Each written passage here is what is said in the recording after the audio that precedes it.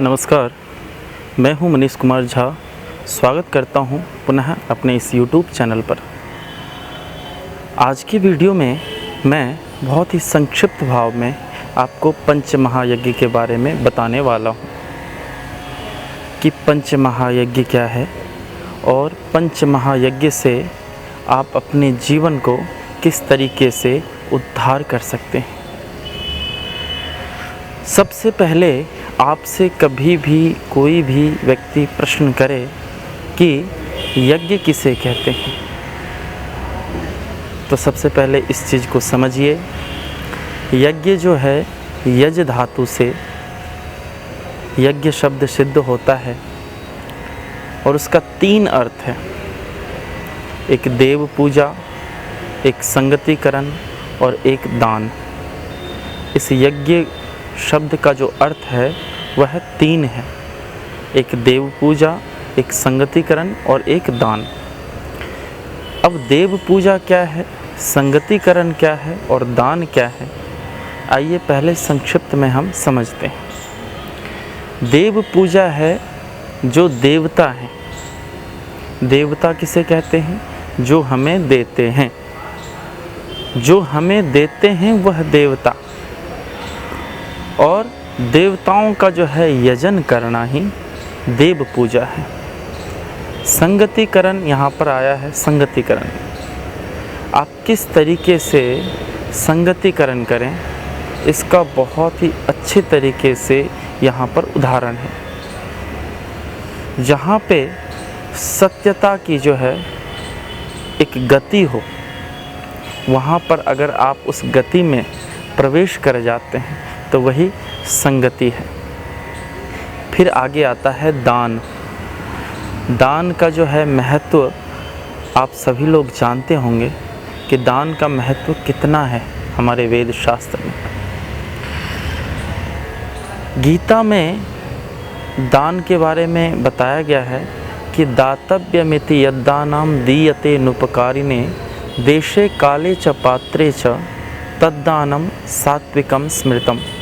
देश काल परिस्थिति को देखते हुए निरंतर जीवन में सात्विक दान करना चाहिए। आपने इस यज्ञ शब्द का जो अर्थ है उस चीज़ को बहुत अच्छे तरीके से समझा। अब हम समझते हैं कि यज्ञ कितने प्रकार के होते हैं और यह यज्ञ की जो एक विषय है, जो टॉपिक है, वह हम क्यों जानें, क्यों ज़रूरी है। तो आप इस वीडियो के माध्यम से सब कुछ आपको सीखने को मिलेगा कि यज्ञ हमारे जीवन के लिए कितना कल्याणकारी है। तो यज्ञ 5 प्रकार के होते हैं। मुख्यतः यज्ञ जो है 5 प्रकार के होते हैं। सबसे पहला यज्ञ जो है वह है ब्रह्म यज्ञ, दूसरा देव यज्ञ, तीसरा पितृयज्ञ, चौथा अतिथि यज्ञ और 5वां बलि वैश्वदेव यज्ञ। आज की वीडियो में मैं आपको चैलेंज के साथ कह सकता हूं कि आप इस पंच महायज्ञ के जो टॉपिक है इस चीज़ को बहुत ही सरलतापूर्वक समझ सकते हैं। सबसे पहला जो यज्ञ है वह है ब्रह्म यज्ञ। तो ब्रह्म यज्ञ कहते किसे हैं और हम क्यों जानें, क्यों समझें ब्रह्म यज्ञ को, तो आइए हम पहले इस पे विचार करते हैं। ब्रह्म यज्ञ कहते किसे हैं? तो कहा गया है कि अपने अंतःकरण को शुद्ध करना और अपने बाह्यकरण को शुद्ध करना ही ब्रह्म यज्ञ है। अंतःकरण को शुद्ध करना। अब अंतःकरण को शुद्ध आप कैसे करेंगे? तो शास्त्रों में बताया गया है कि मनः सत्येन शुध्यति। सत्यता को समझ करके, सत्यता को धारण करके उसको अपने जीवन में उतारने के पश्चात जब हम निरंतर जीवन में कर्म करते रहते हैं तो वह स्वतः ही हम अपने अंतःकरण को शुद्ध कर लेते हैं। और जो बाह्यकरण को शुद्धि के लिए बताया गया है कि जिस प्रकार से शौच प्रक्रिया बताया जाता है शास्त्रों में कि नित्य प्रतिदिन स्नान करना चाहिए, जिससे आप शारीरिक शुद्धि कर सकते हैं। तो इस प्रकार से अंतःकरण और बाह्यकरण को शुद्ध करके जब हम परमपिता परमात्मा के समक्ष पहुँचते हैं, अपने भगवान के समक्ष पहुँचते हैं, देवी देवताओं के समक्ष पहुँचते हैं, तो हम मुख्य रूप से शुद्ध बन करके हम उनके शरण में जाते हैं। और दूसरा जो एक अर्थ है उसमें कहा गया है स्वाध्यायो ब्रह्मयज्ञ, अर्थात जो सत्यता के आधारित धर्मशास्त्र है उसका अगर आप अध्ययन करते हैं, उस पर चिंतन करते हैं, मनन करते हैं, तो वो भी ब्रह्मयज्ञ है। आप भगवान के समक्ष 2 मिनट बैठते हैं, उसका भी नाम ब्रह्मयज्ञ है। आप निरंतर अपने जीवन में अच्छे कर्म करते हैं, उसका भी नाम ब्रह्मयज्ञ है। तो यह ब्रह्मयज्ञ का जो है उदाहरण इस प्रकार है। आइए अब हम दूसरा यज्ञ के प्रति चलते हैं। तो दूसरा यज्ञ है देव यज्ञ। देव यज्ञ कहते किसे हैं? मैंने आपको पहले भी बताया कि देव मीन्स देवता, और देवता कहते किसे हैं? देवो दानात्वा, जो हमें देते हैं।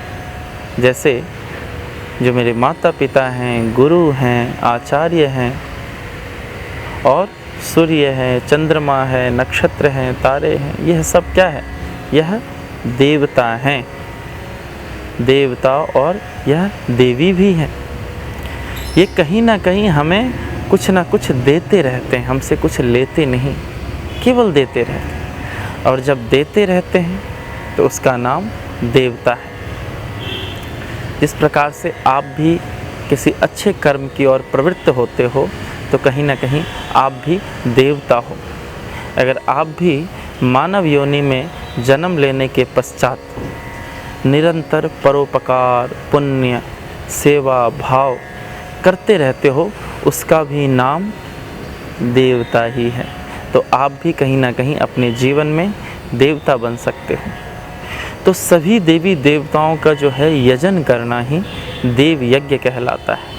हमारे वैदिक सनातन धर्म में 33 करोड़ देवी देवता माना जाता है, लेकिन यहाँ पे 33 करोड़ का अर्थ ये है कि 33 प्रकार के देवी देवता हमारे हिंदू सनातन धर्म में हैं।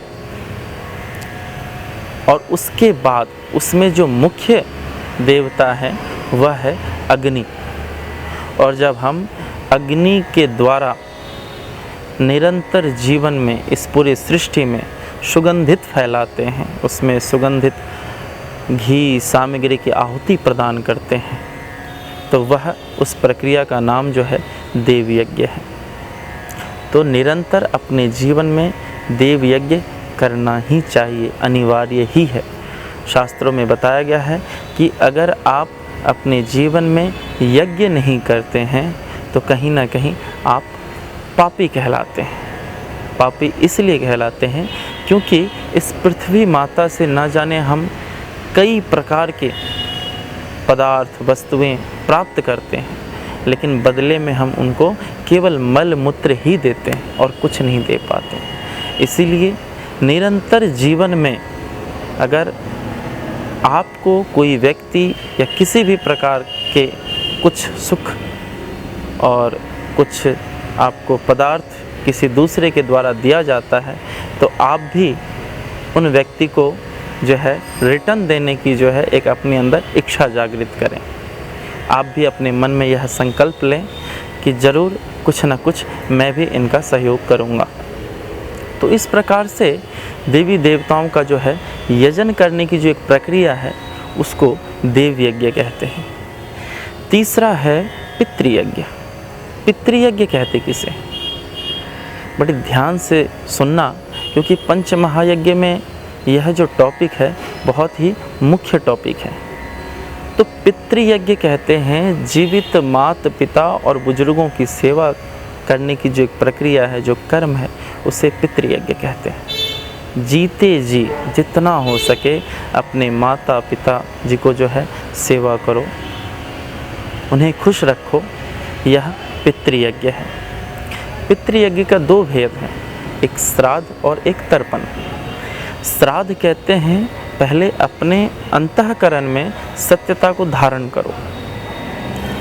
सत्यता मीन्स कि वेद शास्त्रों में जिस प्रकार से हम सब के जो है एक कर्तव्य बताया गया है कि अपने माता पिता के प्रति हम कैसे कर्तव्य क्या करें, किस तरीके से हम सेवा भाव करें, उस कर्तव्य को समझना, मानना और उस चीज़ को धारण करने के बाद उसे अपने दिनचर्या में यूज़ करना, और उस सम्मान, उस सेवा, उस भाव से जब आपके माता पिता प्रसन्न हो जाते हैं, तृप्त हो जाते हैं, तो उसका नाम तर्पण है।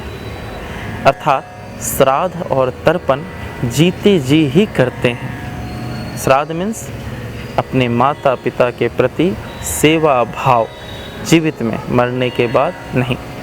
तर्पण अर्थात उस सेवा भाव से जब आपके माता पिता प्रसन्न हो जाते हैं, तृप्त हो जाते हैं, तो उसका ही नाम तर्पण है। तो इस प्रकार से जो एक क्रिया है, जो कर्म है, उसका नाम जो है पितृयज्ञ कहा गया है। अंत में बलि वैश्वदेव यज्ञ का एक उदाहरण आता है, बलि वैश्वदेव यज्ञ का जो है एक वर्णन आता है। तो बलि वैश्वदेव यज्ञ कहते किसे? देखिए, मैं सबसे पहले बलि वैश्वदेव यज्ञ समझाने से पहले मैं आपको कुछ समझाना चाहता हूँ। टॉपिक यह है कि आप जो है सबके प्रति, किसी भी जीव जंतु के जो भी आपके आस पड़ोस में हैं, उसके प्रति प्रेम भाव रखें, ना कि उससे ईर्ष्या करें, ना कि उससे द्वेष करें, उससे प्रेम भाव करें, क्योंकि वह भी एक जीवात्मा ही है। आप अगर किसी एक कुत्ता को भोजन करा रहे हैं तो वो भी कर्म फल आपके साथ जोड़ दिया जाता है। क्यों? क्योंकि वह एक जीवात्मा है और आप